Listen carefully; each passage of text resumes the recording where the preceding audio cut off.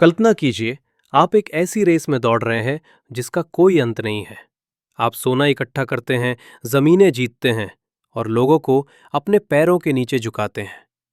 लेकिन क्या होगा अगर सफर के आखिरी मोड़ पर आपको पता चले कि आपकी पूरी जिंदगी की कमाई की कीमत महज एक गिलास पानी है?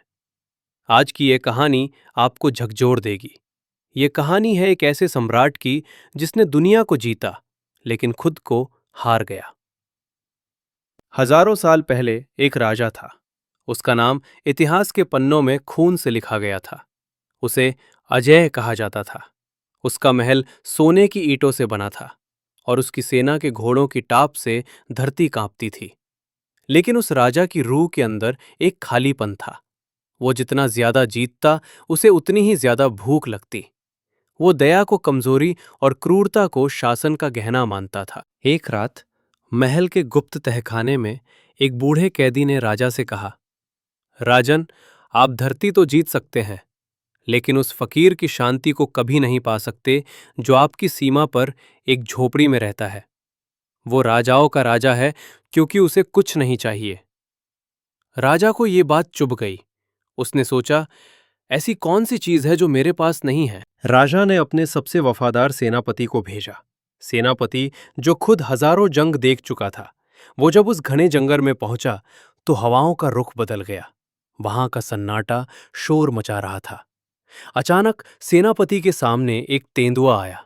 सेनापति ने तलवार निकाली, लेकिन तेंदुआ हमला करने के बजाय शांत खड़ा हो गया। वो तेंदुआ उस साधु की ओर इशारा कर रहा था जो एक झरने के पास बैठा था। सेनापति ने देखा कि वहां सांप, पक्षी और हिंसक जानवर एक परिवार की तरह बैठे थे। ओ तपस्वी, मगध के सम्राट ने तुझे याद किया है। ये स्वर्ण मुद्राएं लो और हमारे साथ चलो। इनकार का मतलब मौत है। पुत्र, जिस सम्राट को तुम अपना मालिक कहते हो, वह खुद अपनी अतृप्ति की आग में जल रहा है। जो खुद शांत नहीं, वह मुझे क्या शांति देगा?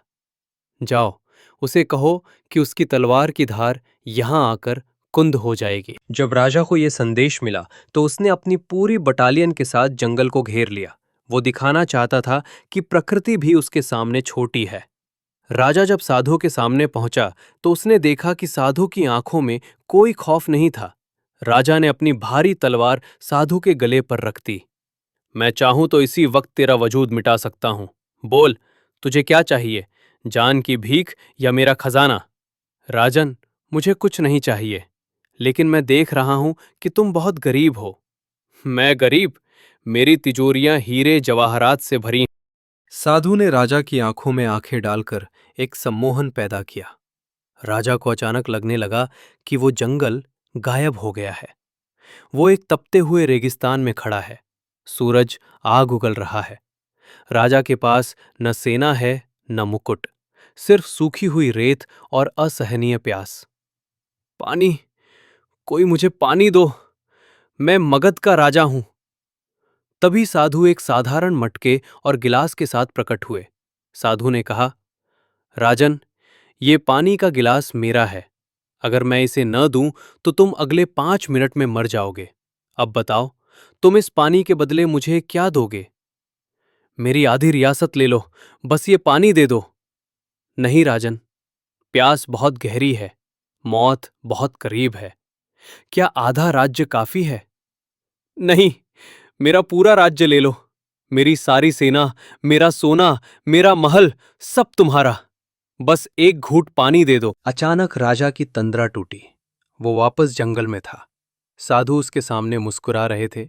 साधु ने धीरे से कहा, तो देखा तुमने, तुम्हारी पूरी जिंदगी की मेहनत, तुम्हारे युद्ध, तुम्हारे कत्ल, उन सब की कीमत सिर्फ एक गिलास पानी निकली। जब प्यास लगती है तो सोना पिया नहीं जा सकता, और जब मौत आती है तो जमीन साथ ले जाई नहीं जा सकती। राजा के हाथ से तलवार गिर गई। वो सम्राट जिसके सामने दुनिया झुकती थी, एक फकीर के चरणों में रो रहा था। उसे समझ आ गया कि जीवन का असली मोल इस बात में नहीं कि हमने क्या इकट्ठा किया, बल्कि इस बात में है कि हमने क्या महसूस किया और क्या बांटा। दोस्तों, आज की ये कहानी सिर्फ एक राजा की नहीं, बल्कि हम सबकी है। अगर इस कहानी ने आपके दिल को छुआ हो या आपको जीवन की किसी सच्चाई से रूबरू कराया हो, तो इस वीडियो को एक लाइक जरूर कीजिएगा। आपका एक छोटा सा कमेंट, आपका एक प्यारा सा सुझाव हमें ये बताता है कि हमारी मेहनत सफल हुई। आपके शब्द ही हमें और भी बेहतर और प्रेरणादायक कहानियां लाने के लिए प्रेरित करते हैं। हम आगे भी आपके लिए ऐसे ही रहस्यों और जीवन के सत्यों से भरी कहानियां लाते रहेंगे। इस सफर का हिस्सा बनने के लिए और हमसे जुड़े रहने के लिए चैनल को सब्सक्राइब करना न भूलें और बेल आइकन जरूर दबाएं। अपना कीमती समय हमें देने के लिए धन्यवाद। मिलते हैं अगली कहानी में।